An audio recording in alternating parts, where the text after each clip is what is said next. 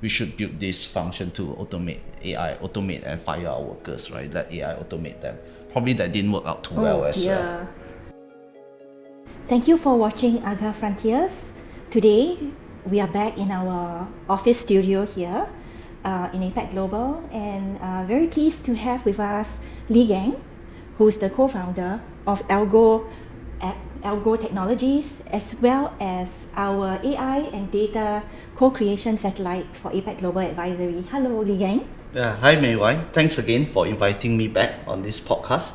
It's a pleasure to be back here again and happy to share more and talk about change. Yeah, it's been a couple of months since we last did the series on AI, and so much has changed, isn't it, Li Gang? Yeah, the change has been actually phenomenal, not just in technology, but overall, from our work in organizations due to the political, economic, and market changes as well. There have been many developments, and it's also called upon us to look at a lot of the point where the integration of technology with humanity and brands are. And what that impact is. Particularly, we have found that AI is actually the key catalyst for a lot of the change, even in restructuring today. So, Li Gang, I think if you recall a couple of months back when we chatted, we were at that stage where many of the boards and companies were rushing to just put AI onto the agenda. Do you recall? Yes, a lot. And I think some are probably still doing that. Right, Everyone was just like rushing in to get their management team to make sure that they are on this AI journey. And what has actually happened was indeed, as you know, in your actual work, day-to-day work, many have actually invested in developments of their own AI, and lots of bots, their versions of LLM, adjustments, whatever you call it, and can you elaborate, all these sprouted out. And then after that, there was so much new developments from OpenAI, from the Chinese side, DeepSeek, Gemini, etc., that now they are in a situation where some of their people have not fully adopted, or even some of them haven't even started using some of those AI, and then they're feeling like, have they been handcuffed and penalized for being an early developer? What do you see, Li Gang? Perhaps you can share based on the work you've been doing. Yes, okay. So I think over the past year, right, we have seen quite a drastic shift in terms, because we primarily work a lot with enterprise in terms of developing their AI solutions and getting them up on speed and actually ensuring a successful adoption. I think these years, a lot of the corporates, they have actually shifted their gears. Like you mentioned, earlier this year or last year, most companies, they are just thinking about AI. Let's go into it, bots, and say, why not incorporate AI into our work? Yes. Right. So I think a lot of companies are jump straight to it. There's two groups of companies that we see. Right. Some that actually went in without much preparation and trying to just do AI for the sake of doing. And a lot of these, they have come up with a lot of the solutions that may not be aligned with the business overall objective, or probably not even well thought out in terms of the design. So companies like this currently are being burned a bit and actually suffering that now their solutions are either not scalable, or they can't really find the kind of ROI that they expect. Or probably when they roll out, they realize no users wants to actually adopt it, face the issues of adoption. So that's one group. The other group, where if they take more of a kind of more prepared, well prepared and well thought out approach, where they really know, like, align it with the business objectives, plan out the adoption, not just on the technology aspects. We do see some of these companies are actually growing, actually accelerating very fast in terms of the AI, and actually gaining quite good ROI from it. So I think that would be a wide two big groups that we see in terms of the difference. Yeah, in the first group, they must be feeling so frustrated, isn't it? Yes, how are they coping with that? I think we see that a lot of projects that you see, the news that they are failing is from this group of companies, right? So I think it's a good lesson for them as well. So after knowing that, so some companies are actually actively learning from it, learning from their mistakes. Okay, we should not do this anymore. We should do a proper planning and actually roll it out with proper governance in place, for example. Oh, I see. What they did was they dived straight in, didn't have a plan, just plug and play different AI. Is that what happened? And then after that, didn't have the governance. Yeah, I think that's one aspect, right? So there are companies that just go in or just adopt easy market tools, for example, Microsoft Copilot, and then just say, yeah, we have AI. Okay. Right, but that typically doesn't move the needles in terms of both top line and bottom line of company, right? So that doesn't really shift much. So those are some of those adoptions. There are some adoptions that say we should build this function to automate AI, automate and fire our workers, right? Let AI automate them. Probably that didn't work out too well as well. Right. So That's awful. some companies, if you look at the news, that after that actively hire back Oh those. yes. So Okay.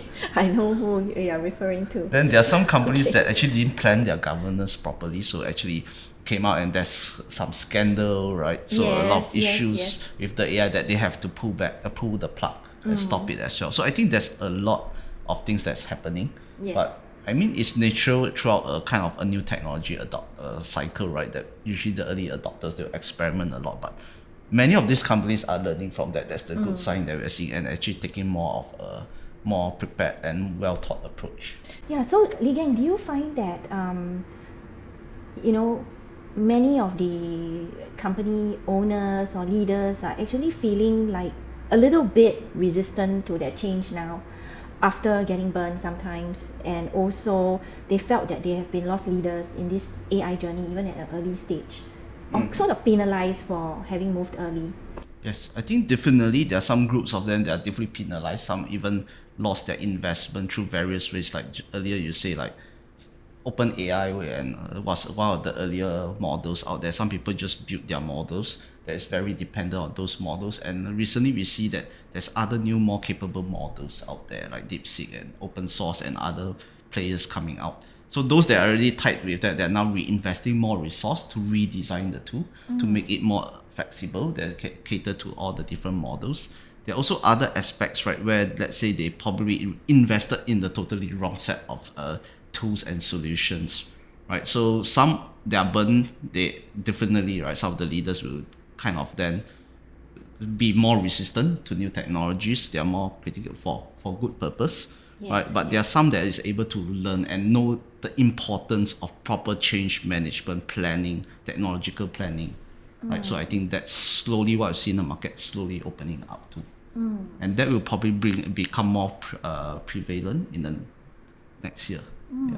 So one interesting trend that we see also, right, is that one of the outcome of all of this is a lot of companies now value, right, people that know, understand technology and AI, and also can plan in terms of the change, how to plan the change management, how do you actually successfully integrate technology into the organization. And that's where we see that there's a huge demand in the market for these people right now. So Mei Wai, very curious about this, right? So based on your view, right, how have you seen that, how organizations have changed in terms of the hiring of this kind of people, looking out for these people that can actually manage this change effectively? Yeah, that's a very good question. Because obviously what we do is change, and it is something that we have felt, all these things you've talked about. First thing is we must always remember that the AI, no matter how it has changed and developed, at this point still that is unable to replace that human ability to lead change, to drive stakeholder management, even to, have that psychodynamic understanding of what's going on beneath the surface. AI definitely, we admit, have helped a lot in terms of, particularly if you're doing audit, you are gathering data, putting the data together, organizing your change impact or your heat maps, etc. But when it comes down to this, the human is still required. So Li Gang, what we found is that in looking for capable change leaders, it's really important to have the people who are extremely strong in orchestrating the entire chain of change through having good change plan, etc. But being able to discern what is right and what's not right, and have that skill set to challenge the outcome from the AI and use that productively in the process. Yes. What do you think? Yeah, I think I totally agree with that, especially if you look at now, right, while AI has been gaining grounds, right, the human aspect has become increasingly more important, right? So especially on the part that we call AI literacy, Yes. whether people really understand when AI is working, when it should not be working, right, when you should not get it to work, and where it should not be put to use. I think all this understanding actually is very important. Absolutely, yes. Across not just even change leaders, right? Yeah. It can also trickle down to the whole of organization. Yes, that's so. Yeah. So I think, yeah, this is definitely a moving trend. I can see that with this picking up, I think the hype cycle is slowly dying down, and we do see a very good potential of better and real adoption of positive, impactful AI being adopted in companies. Yes, thank you, Li Gang. So, do you have any tips for those organizations and leaders who felt they had been early adopters and lost leaders, so that they don't get scared to continue this through this entire journey? That's going to be a long way. I think first of all, one thing that I think of is not all is lost, because from some of the mistake makes, I think comes valuable learnings as well for these leaders. So a few tips that I would typically think is, now based on all the mistakes, right, that have been given, or probably learnings that has been gained from the past experience, how can you actually move better? A few ways. A simple one would be, first, always still, we look at the business organizational goals, whether it aligns with what the business wants to go, its direction, its objectives, its vision, right? So with that aligned, usually that's things are usually have more clarity. Then you slowly need to plan out. Don't just look at from the technology aspect for the sake of technology, but think of the impact. Be impact focused, what you want to achieve. Then only find the right tools, and also plan your process. Probably don't just automate your current process as is. It's also good opportunities for organizations to look at their existing process and redesign it to fit this overall new purpose and direction. Yes, Li Yang, I think those are really good points. And in fact, for processes, every year they have to go through and it iterates, isn't it? Because from each usage as well, again, there are learnings, and then they will have to refine again. So it's not, one shot is done, AI is done, and that's it. It's going to be a continuous journey for everyone. Yes, that's true. Thank you very much, Li Gang, for joining me here today for AGA Frontiers. Please watch us in our next series.